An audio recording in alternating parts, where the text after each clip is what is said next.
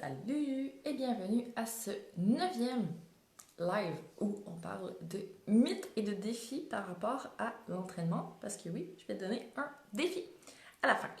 Donc, aujourd'hui, je voulais savoir, est-ce qu'il y a des mythes par rapport à l'entraînement, à la condition physique, à le fait de se mettre en forme par rapport à son bien-être qui vous bloque, qui vous pose problème, qui vous interroge. Donc, je vais en détruire quelques-uns aujourd'hui pour que vous soyez vraiment au fait de ce qui est vrai ou pas.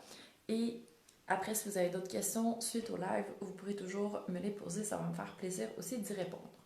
Donc, sans plus attendre, on va commencer avec le premier mythe qui est que s'entraîner, ça va faire en sorte qu'on va développer des gros muscles. Donc, les muscles, ils vont pas forcément toujours se développer en grosseur. Ça, c'est quand on s'entraîne pour l'hypertrophie. Donc, il faut faire des répétitions qui ont un poids un peu plus élevé. Faire moins de répétitions, il y a vraiment une phase, un nombre de répétitions et un poids idéal pour prendre de la masse musculaire. Et quand on s'entraîne avec du pilates, du yoga, juste à la charge de son corps sur un tapis, souvent on fait plus de répétitions, on n'a pas forcément un poids assez élevé pour que ça développe vraiment les muscles en grosseur. Donc, c'est pas vrai que commencer à s'entraîner automatiquement, ça va faire gagner de la masse musculaire. Non. Comme c'est pas vrai non plus que ça va faire automatiquement perdre du gras, parce qu'on ne peut pas perdre de façon localisée. Donc, si on commence à faire un entraînement en pilates ciblé sur les abdos pour perdre du gras au niveau du ventre, ça ne fonctionnera pas malheureusement parce qu'on ne peut pas perdre de façon localisée. Ce qui va arriver, c'est que on essaie de diminuer la quantité d'énergie qu'on ingère à chaque jour, on essaie d'augmenter la quantité d'énergie qu'on dépense chaque jour, et quand il y a un écart entre les deux, on va être obligé d'aller chercher dans nos réserves parce qu'on a dépensé trop d'énergie par rapport à ce qu'on a consommé. Et c'est à ce moment-là qu'on va aller chercher dans nos réserves, mais on va aller chercher, c'est pas nous qui décidons où on fait. Donc, selon si on est un homme ou une femme, on va perdre à différents endroits en premier, puis après ça, on va aller piger de plus en plus aux autres endroits pour finalement que ce soit un peu partout. Donc, malheureusement, ça commence pas forcément avec les cuisses, les fessiers, le ventre. Ça va commencer plus avec les autres endroits plus faciles à atteindre, le haut du corps, la poitrine, des endroits qu'on veut pas forcément perdre, mais c'est pas nous qui décidons. Donc, il faut y aller avec les effets globaux. Et souvent, c'est plus en dépensant davantage d'énergie, donc en faisant du cardio, en essayant de bouger le plus possible au quotidien, pas juste en faisant une séance de musculation ou de pilates ciblée sur la région qu'on veut perdre, qu'on va arriver au résultat qu'on recherche. Ce qui est bien par contre quand on fait des abdos, quand on cible une certaine région, c'est qu'on va tonifier les muscles. Donc, on va quand même avoir plus de fermeté, mais il va quand même y avoir la couche de gras par-dessus qu'on va pas perdre automatiquement. Donc, c'est pour ça que quand on commence à s'entraîner, il ne faut pas faire qu'une seule chose parce que sinon, ça va être moins efficace. Et quand on fait qu'une seule chose quand on s'entraîne, notre corps, à un moment donné, s'adapte et on devient un petit peu moins efficace. Bonjour à ceux qui sont connectés. Vous pouvez me laisser des commentaires, me dire si vous avez des questions directement aussi. Coucou Nathalie. Donc, je disais que quand on s'entraîne, il faut varier un peu notre entraînement parce que si on fait un entraînement vraiment intense pour une première fois, souvent après on a des courbatures. Et là, je vais détruire le mythe des courbatures. À quoi c'est lié? Ce n'est pas à l'acide lactique ou à quoi que ce soit. C'est pas forcément signe si on a vraiment bien travaillé ou pas. C'est juste qu'on a un peu endommagé nos muscles. Donc, on a créé des micro-déchirures dans nos muscles qui font mal sur le coup. Donc, il faut juste laisser le temps de refaire nos muscles pour que les micro-déchirures se réparent. Donc, ça prend 3 à 4 jours. On peut rien faire, malheureusement, même si on s'étire après l'entraînement, ça va pas aider à avoir moins de courbatures parce qu'on a endommagé nos muscles. Il faut juste attendre qu'ils se refassent et ils vont se refaire plus fort. Donc, la fois d'après, si on refait le même entraînement, on n'aura pas forcément de courbatures. Et ça veut pas dire qu'on s'est moins bien entraîné. Ça veut juste dire que notre corps s'est adapté et c'est ce qu'on recherche avec l'entraînement. Mais si on fait pendant 2 mois le même entraînement parce que c'est votre entraînement de pilates préféré que j'ai fait jusqu'à présent dans votre vie, c'est correct, au moins vous bougez, mais il faudrait penser à peut-être varier un peu plus l'entraînement pour aller chercher d'autres qualités, pour aller chercher à choquer de nouveau les muscles et à développer de nouveau. Donc c'est pour ça que quand vous avez une variété d'entraînement, que vous faites, disons, un jour les jambes, un jour les abdos, que vous continuez comme ça en variant un peu les plaisirs, ben non seulement c'est plus motivant, mais en plus c'est plus efficace pour améliorer la condition physique. Donc, n'hésitez pas à varier votre entraînement, c'est vraiment nécessaire si vous voulez continuer à progresser. Et c'est moins plate et qu'il y a des bénéfices. Donc, allez-y. Ensuite, donc j'ai parlé, est-ce qu'on va pouvoir perdre du poids de façon localisée, perdre à un endroit? Non, les courbatures, comment ça vient? Et aussi la sudation. Est-ce que vous vous dites, par exemple, si j'ai pas chaud, si je sue pas, ça veut dire que je m'entraîne pas assez et que ça donne rien? Si c'est le cas, non, pas forcément. Parce que si vous faites un cours super intense de pilates, vous n'allez pas forcément être en sueur à la fin. Mais ça ne veut pas dire que vous n'avez pas travaillé. En fait, les critères, si on veut, si votre cœur bat un petit peu plus vite, si vous sentez quand même que ça pompe un peu, vous êtes en train de dépenser de l'énergie, vous êtes en train de vous entraîner de améliorer potentiellement votre condition physique. Si vous avez un peu plus chaud sans être complètement en nage, déjà vous produisez des effets sur votre corps. Et aussi au niveau respiratoire, si vous êtes un peu essoufflé, si vous modifiez votre respiration, si vous sentez que vous avez besoin de plus d'oxygène, vous faites quand même travailler votre corps. Donc c'est sûr que si vous allez courir dehors, ben vous allez avoir ces effets beaucoup plus importants que si vous travaillez plutôt au niveau musculaire, au niveau pilates, au niveau yoga. Donc oui, le cardio c'est plus intense, mais ça ne veut pas dire que le pilates, le yoga font rien non plus. Donc c'est des effets différents.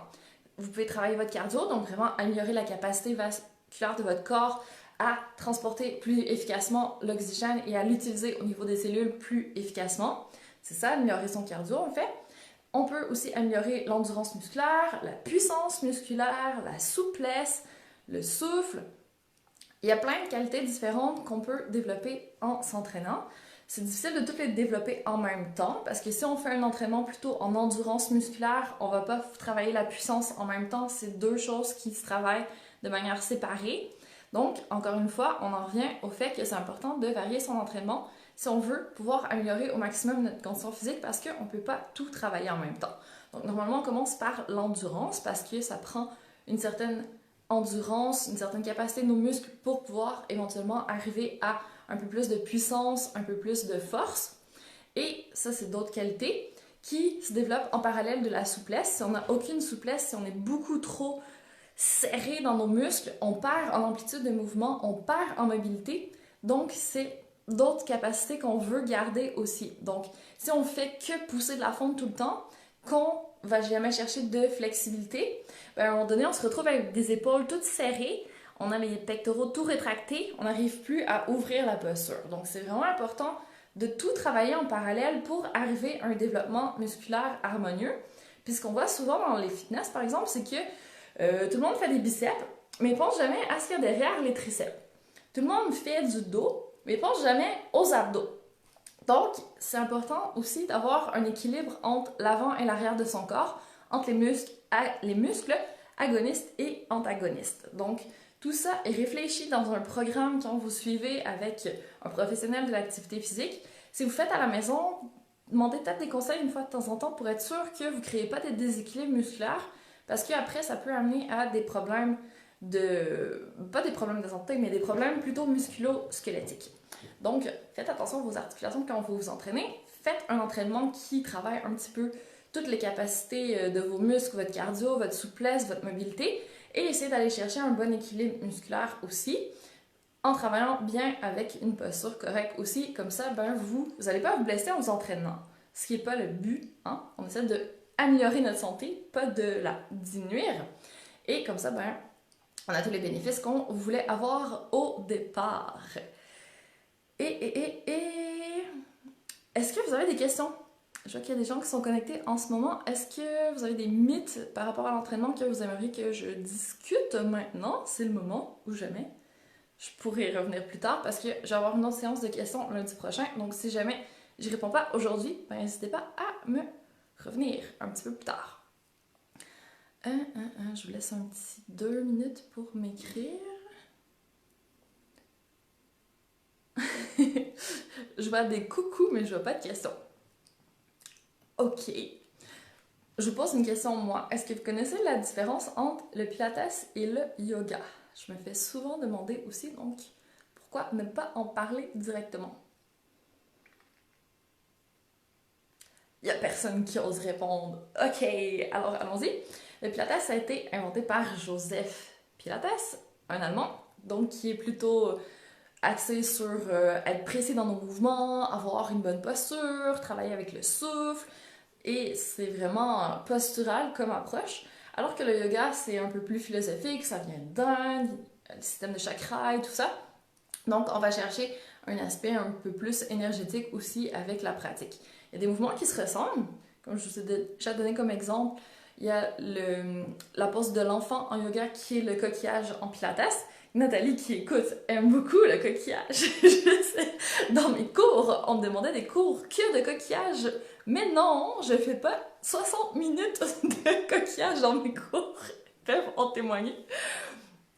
Et en fait, en yoga, on va chercher aussi un petit peu plus à tenir les pauses, alors qu'en pilates, on va avec les répétitions. Donc, on fait à peu près 6 à 10 répétitions en fonction des exercices, mais c'est rare qu'on tient vraiment, sauf par exemple la planche, qu'on connaît bien. Mais aujourd'hui, ça ne va pas être ça le défi. Je vais vous faire des pompes, des push-ups à la manière pilates. Donc, oui, tout le monde va en faire aujourd'hui. Je vais vous montrer comment on fait. Puis après, le but, ça va être d'essayer d'en faire le plus possible. I know, ça fait un peu mal, mais c'est un entraînement assez global. Donc, quand on fait ça, on n'a pas besoin de faire 1000 autres choses. On a un entraînement assez complet. Et plus on en fait souvent, meilleur on devient. C'est le principe général de l'entraînement.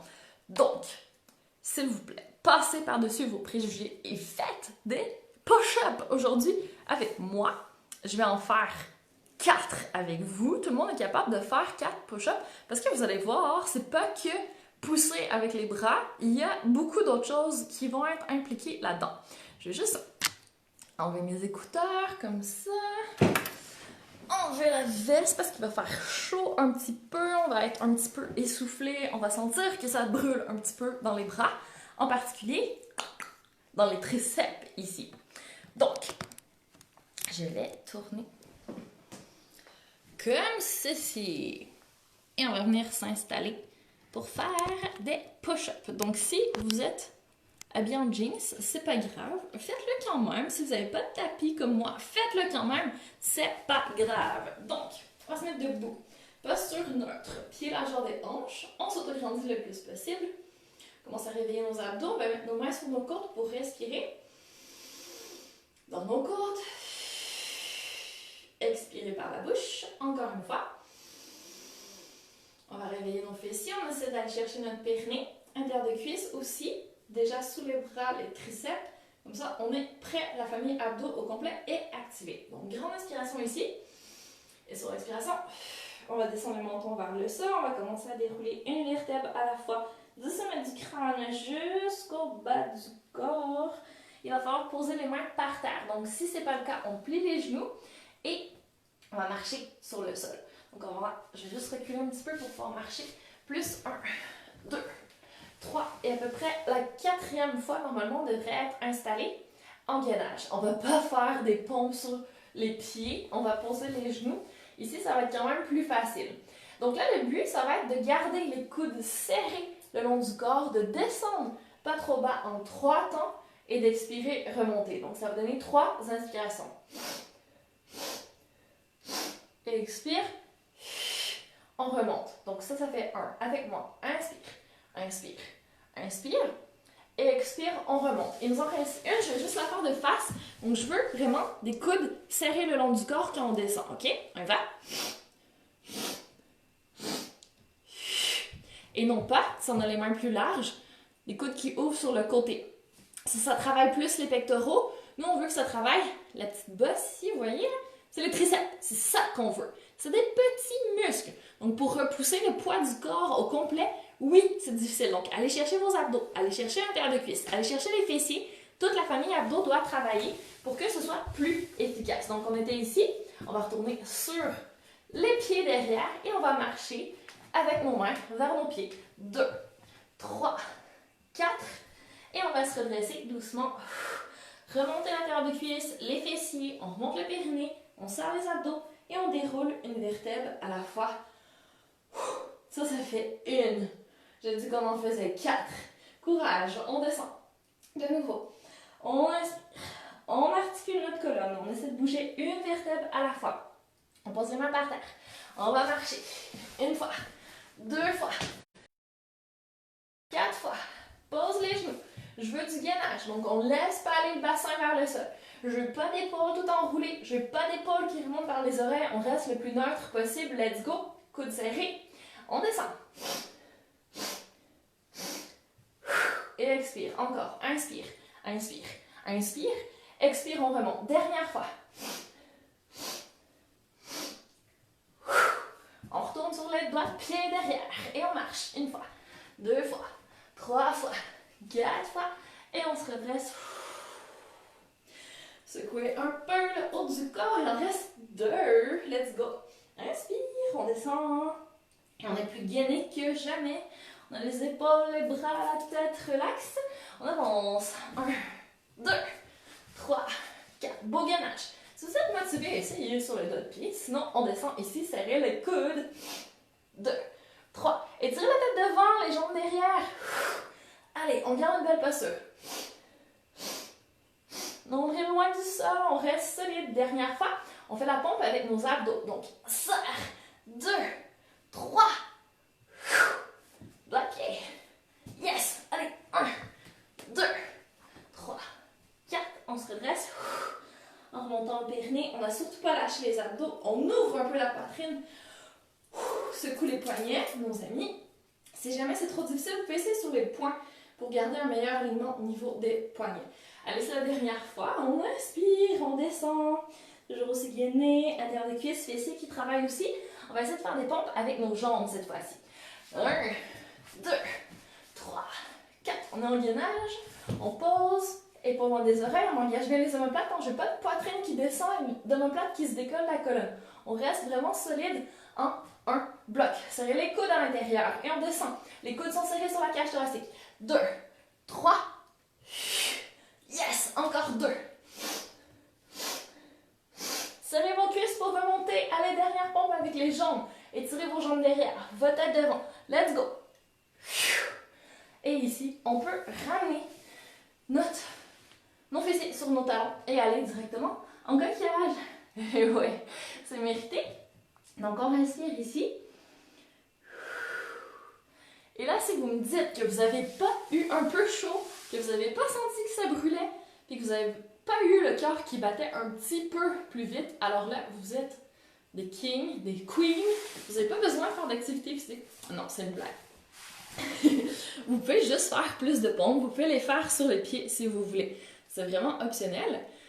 Défi gainage durant le défi push-up, c'est obligatoire. S'il n'y a pas un engagement au niveau des abdos, vous n'allez pas avoir une bonne posture, vous n'allez pas être neutre en descendant et travaillez vraiment pour garder vos coudes serrés pour aller chercher les triceps. Super, super, super, super important.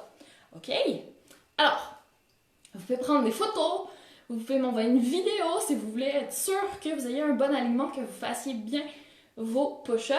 Il n'y a pas de problème, ça va me faire plaisir. Envoyez-moi tout ça et dites-moi combien vous en avez fait. Ça m'intrigue. 4, est-ce que c'est votre max absolu ou vous serez capable d'en faire plus? Si vous êtes capable d'en faire plus, allez-y, sans abuser la première fois. Hein. On peut avoir l'ambition de refaire ce défi quelques fois par semaine et d'augmenter à chaque fois. C'est magnifique aussi. Alors, je vous laisse vous amuser avec vos push-ups. Allez-y, revenez-moi avec plaisir. Si vous avez d'autres mythes, d'autres questions, n'hésitez pas aussi. Je vais pouvoir y répondre aussi soit par message ou durant le Q&A lundi prochain. D'ici là, passez une merveilleuse journée et je vous dis à très très très très bientôt. Et si jamais je vous remets le lien pour le cours Pilaga 1 en commentaire. Donc si ça vous intéresse aussi, n'hésitez pas à aller voir, ça va me faire plaisir. Oui, on fait des push-ups durant le programme dans un seul cours, je vous promets. Bisous et à bientôt!